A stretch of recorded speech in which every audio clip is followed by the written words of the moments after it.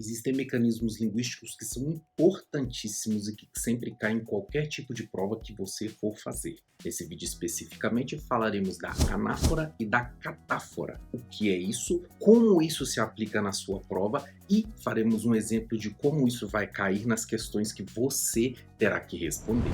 Olá, sou o professor Gleison Versosa, especialista em linguagens que já teve participação em bancas de concursos, além de já ter sido aprovado em mais de uma dezena de concursos públicos. Fica comigo nesse vídeo até o final, porque esses dois elementos chamados de anáfora e de catáfora, eles são muito comuns e eles aparecem demais em todas as provas de seleção e até mesmo nas provas de escola que você necessita fazer. Indo direto ao ponto então, pessoal, a anáfora é uma palavra que vem do grego que significa voltar atrás. A anáfora é usada quando você dentro do texto necessita indicar alguma coisa que você já disse. Vamos pegar de exemplo uma frase que você esteja falando de um objeto, de um livro, por exemplo. Você pode dizer, o livro, vou levá-lo. Esse lo da frase está se referindo ao livro. Então nós temos um exemplo de anáfora, porque esse lo está literalmente voltando atrás, está se referindo a livro. Esse tipo de estrutura sempre deve aparecer na sua redação, porque se não aparecer, você vai perder pontos no elemento 4, que julga os elementos coesivos.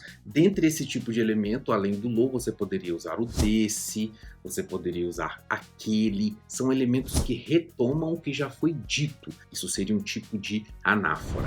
A catáfora vai ser exatamente o contrário. É quando você apresenta um elemento que você dirá, quando você prepara o leitor para aquilo que você vai dizer. Por exemplo, há vários exemplos. Quando você usa o vários, você coloca, por exemplo, 2 pontos e na sequência enumera os itens.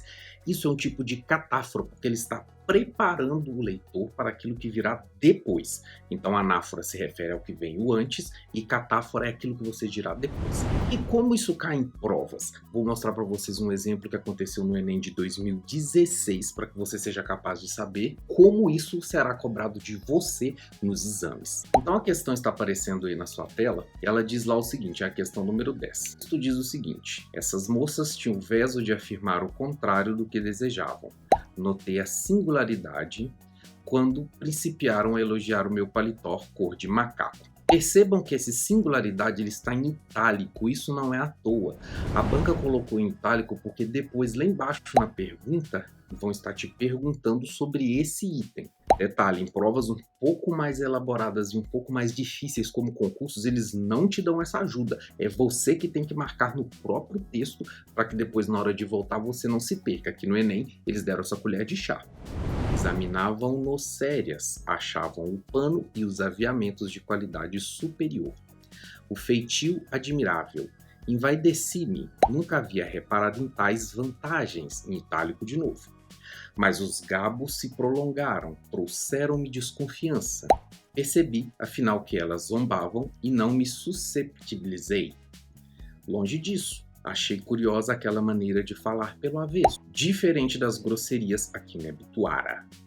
Em geral, me diziam com fraqueza que a roupa não me assentava no corpo, sobrava nos sovacos. É o texto de Graciano Ramos.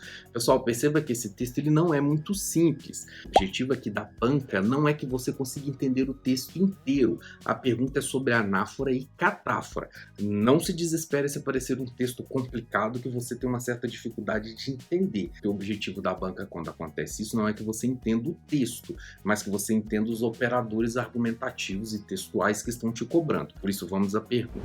Por meio de recursos linguísticos, os textos mobilizam estratégias para introduzir e retomar ideias, promovendo a progressão do tema. No fragmento descrito, o novo aspecto do tema é introduzido pela expressão. Então note que ele está te cobrando, com outras palavras, onde está uma catáfora. Porque olha o que ele está te cobrando. Um novo aspecto do tema é introduzido pela expressão. Ou seja, aqui no texto tem uma expressão que vai indicar algo que vai para frente, que vai aparecer no texto. Vamos ver onde pode ser. A singularidade, a gente volta lá no texto, ele diz, notei a singularidade quando principiaram a elogiar o meu paletó. Essa palavra não está introduzindo nada de novo que vai ser dito para frente. Tais vantagens, aqui poderia ser, então vamos ver. Está lá dizendo, Nunca havia reparado em tais vantagens. Mas note, esse tais vantagens está se referindo a alguma coisa que foi dito antes. Portanto, só poderia ser essa se estivessem te pedindo anáfora, mas não estão te pedindo anáfora, estão te pedindo catáfora. Estão te pedindo para que você ache o item que indica o que ainda vai ser dito. Nesse caso aqui está se referindo ao que passou, então não interessa, vamos para a próxima. Os gabos, mas os gabos se prolongaram. Note que aqui estamos falando de um substantivo. Aqui, esse item nem sequer está introduzindo nada que vem para frente, então também não pode ser isso. Vejamos a letra D. Longe disso, dois pontos. Achei curiosa aquela maneira de falar pelo avesso. Note, os dois pontos, inclusive, eles são muito usados para mostrar aquilo que você ainda vai dizer. Eles, por excelência, são catafóricos. Portanto, a resposta da questão seria a letra D, porque os dois pontos, inclusive, já nos ajudam a saber que quando ele diz longe disso, coloca dois pontos, ele vai dizer alguma coisa depois disso. O longe disso é para apresentar o que será dito. É exatamente o que a questão está te perguntando, sem usar os termos anáfora e catáfora. E por final, para a gente tirar a dúvida, a gente tem o em geral. Em geral, me diziam com fraqueza papapá. Também não está introduzindo nenhum elemento novo. Portanto, é assim que se responderia dentro do Enem uma questão de anáfora e de catáfora, que nada mais é do que identificar um elemento que introduz o que será dito ou um elemento que se refere ao que já foi dito. E não se esqueça de se inscrever no canal para dicas preciosas como essas que te ajudam a pontuar em qualquer prova de língua ou linguagem que você for fazer. E até a próxima, pessoal!